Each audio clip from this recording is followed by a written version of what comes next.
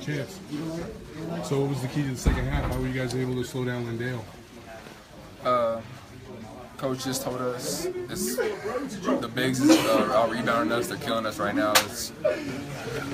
We just really had to lock in and just take over. We knew what it took to win the game, and when everyone just put their minds on it, we just knew what it took. It just came down to it. He eventually got worn out because we had three bigs, me, Deuce, and Larry just rotating on him. So eventually, he was going to crack at some point, and he did, and that's when we took over. You guys seemed like you were a little tight at first in the first half. And Sean Miller said that at halftime that you guys came out maybe a little tighter. You guys lost a little bit of confidence, but towards the end of the first half, you guys kind of regained that confidence. What happened there in the first half? I'm not really sure what it was, but I could see it. Everyone, including myself, we weren't playing like ourselves at first. But as time went on, I think we kind of got comfortable with the game and kind of got back into how we play, and then it just kind of went from there. What kind of lift did Raleigh give you guys when he came back out there? It seemed like the energy kind of went up as soon as he checked back in. Oh, a huge one. For someone to fracture their finger and then be able to come back and do what he did, that's insane, especially for a freshman. That's unbelievable. Did it feel like kind of re-energizing you guys a little bit? Yeah, you could just see the bench and the team come more alive because he was out there making those big plays to help the team get their spirits and motor going again. And he was that difference. Yeah. Is it like a Paul Pierce moment? You know? I guess you could say a little bit. Yeah, a little bit. And Lowry had a few huge defensive plays. You know, had the block on the hook shot and another one later. I mean, how much of a lift does that give you guys when he's making those kind of plays on defense? Oh, that's huge because Coach always tells us why don't we use our length to block shots because we're tall enough and athletic enough, and that's surely what he did. He just went out there and just out-toughed him, really. And that's all we can ask for every game from anybody.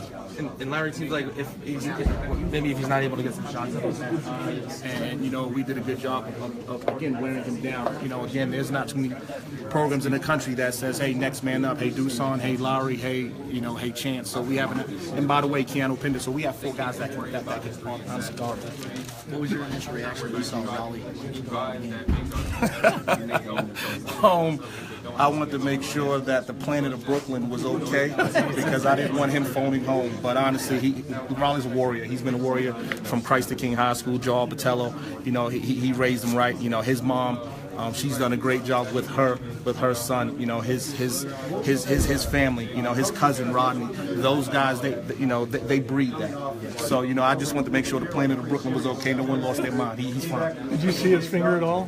I did. It's the same one. You know, I saw with Kadeem, and you one of those things. Really? Yeah. You know, sometimes as a parent, you know, sometimes you get a little caught up, and you start, you know, the emotion sets in. But it's like, hey, he's all right. You know. And you're tricking yourself. He's all right, but deep down you're like, is he all right? You know, so, you know, the only thing I didn't do was run back there, but like I said, I just wanted to make sure Brooklyn knew he was okay. But can you share the story of winning Sorry, they're playing Florida State, though. They beat Florida State by 35 points. It's weird because, I missed it earlier. How is Dislocated. Okay.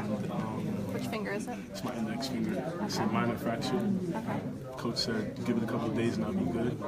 But, you know, even with that, I still wanted to play for my team. You know, being that potentially it could be the last game of the year, I didn't want to go out like this. Can you just kind of like walk us through it, like how it happened, or just? St. Mary's, a player on the team, shot the ball. And I ran in to go get the rebound. I remember jumping with my hands, and my finger hit the ball, and like it kind of dislocated. I saw it, and it was like my right finger was a left finger, and I was But was it like almost like Kadeem Allen's? Yeah, it was like Kadeem's. That's what it was exactly like Kadeem's. Did it bust through the skin? No, except for that part.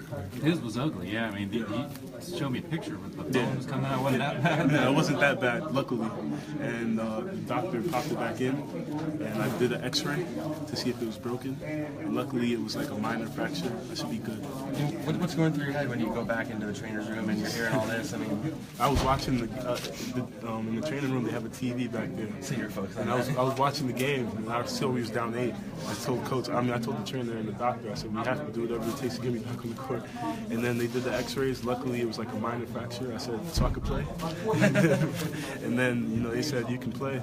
and then I just taped it up a little bit, and then I ran back on the court. Were you like getting antsy in the back there? Like, I need to get back out there? Yeah.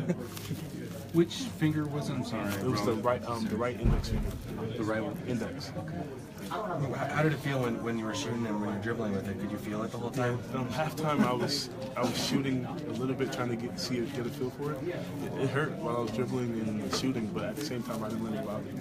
Have you ever played with an injury like that before? This is my first time. That's why I was panicking. So the plan right now would then be to kind of take it cool for 2 or 3 days? Is what you're Yeah, saying? well, I don't know what the coach has planned out for me or the trainers, but you know, I'm all in, so I'm gonna do whatever it takes to get back on the court. What's going on in your mind? You're in here in the locker room. The team went down by 10. You've been all season when things have gone wrong. You seem to be still going at it, and you've been pretty productive in that situation. I mean, is it killing you not to be on the court? It was killing me when I was in the locker room. Again, I told you I was in the training room, and I was with the doctors, and they had the TV back there. They had the game on, and you know, I remember seeing we were down 10. And I was just anxious to get back in the game. I told Coach, I told the doctor, I said, you got to do whatever it takes to get me back on. Just talk about what, you know, getting this win, considering you guys went down and you came back. It was a little ugly for a little while, and how this feels going into next week. You know, we just have tremendous confidence. You know, like I said, we had a lot of aging guys from his aging program.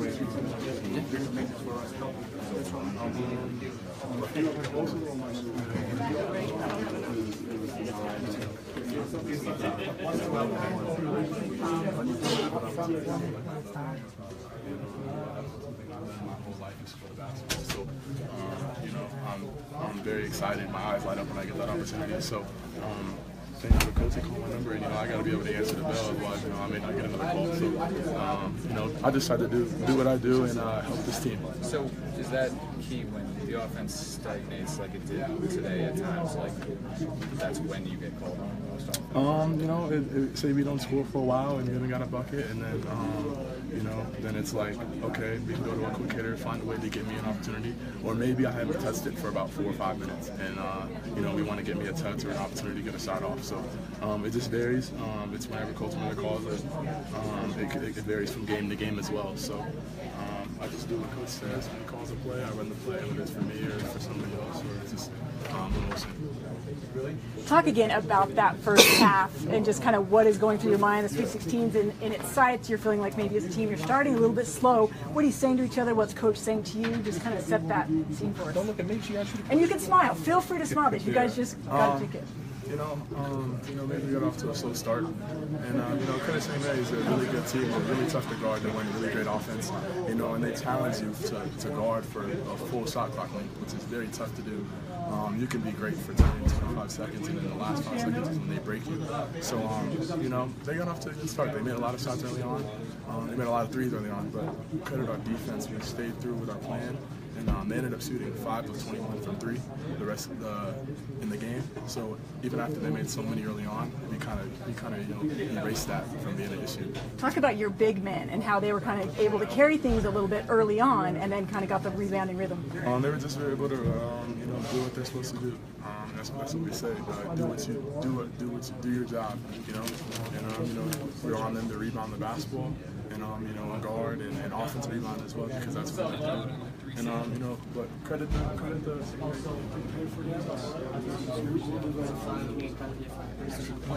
Sorry if you've already been asked, but can you just talk about the matchup with you and Jock? It looked like neither of you guys could stop each other in the first half.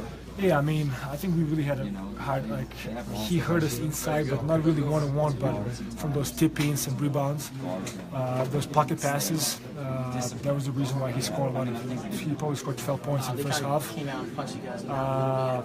Like I said, you know, dribble penetration, they hurt us a lot, like, including myself. We did a poor job of, you know, helping, then returning to him.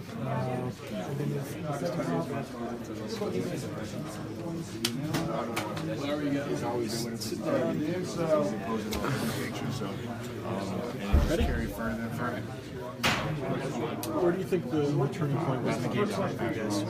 We really didn't change anything. We just tried to do what we do. So we just tried to execute everything better. We had to rebound the ball better. We were down on rebounds, I think at 5 at the half. So we ended up winning the rebounding battle, so that was the big reason we won. You guys, you saw Raleigh make that play after coming back from his finger. What were you thinking when he goes out of the game? Of course, it's pretty tough to lose him because he's one of our key players. He plays extremely tough, so it's kind of tough to see him going down. But I knew that he's coming back in the game, so we just had to play hard. What are you thinking when he stops a 3-on-1 by himself? Huh? What do you think when he stops a 3-on-1 by himself?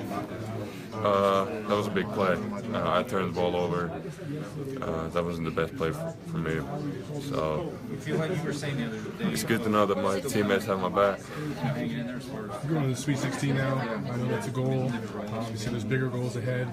How excited are you to move on to San Jose and have the opportunity to advance further? I'm very excited, but of course I'm happy we got this one because there's no easy games on NCAA Tournament. But we're just happy that we're in Sweet 16 and now we just have to get ready for the next one. I think it's Xavier. Did you guys feel any pressure at the beginning of the game? Is that why you guys came out really tight? I don't know what was it, but the game had a little bit. We had a pretty rough start, but we never give up, and so we just kept fighting. How do you feel like you've progressed on defense? You made a few big blocks tonight. I mean, how do you feel like from the beginning of the season now, how do you progress in that area? I think I've progressed a lot. It's basically we just work on defense every day. It's hard to not get better at it. Yeah, and Chance was saying that coach keeps telling you guys, with your length, you should be getting more blocks. Does it feel good when you do get the kind of ones that you did today in a key moment?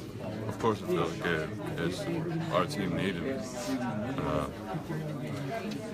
Like I said, Raleigh had my back on 3-on-1, so if guards get driven by, we have to have their back. Really good stretch second half, when he's sort of getting to his spot, his comfort zone, how good do you guys feel when he's getting those? As a team, we feel confident. We feel confident because that's what he does. He takes pressure off everyone else on the team, and once he's making shots like that, we know we're rolling. Is that just sort of a natural thing that very few players have, where just that mid-range game, that he feels so comfortable? Almost probably it might be the best thing he does offensively. Yeah, with Alonzo, with the one dribble pull up, the mid-range is something that he perfected. I'll say he's in the gym every day, every night, really working on his game and working on his craft, and it's paying off right now. Do you compare pain stories with Raleigh about your finger? It hurts. I know it hurts, and he's tough really to come back into a game like this, man. He dislocated his finger, and it shows a lot from him as a freshman. Most people probably wouldn't even came back, and when he came back, he made big plays down the stretch for us, and he just kept playing, kept fighting. Did you talk to you about it at halftime? Yeah, he just said he dislocated, it hurt. I knew it was something bad once he was looking at the bench because he's a tough guy. And but like I said, he came back out in the second half and just played basketball. It's something you guys have battled through all year. Next man up mentality, essentially, right? Yeah, just something coach bring every day. Next man up, and we tell each other that a lot. Next man have to step up. You never know what's going to happen in the game, but Kobe came in, made huge plays down the stretch, and like I said, Raleigh came back in and just played basketball.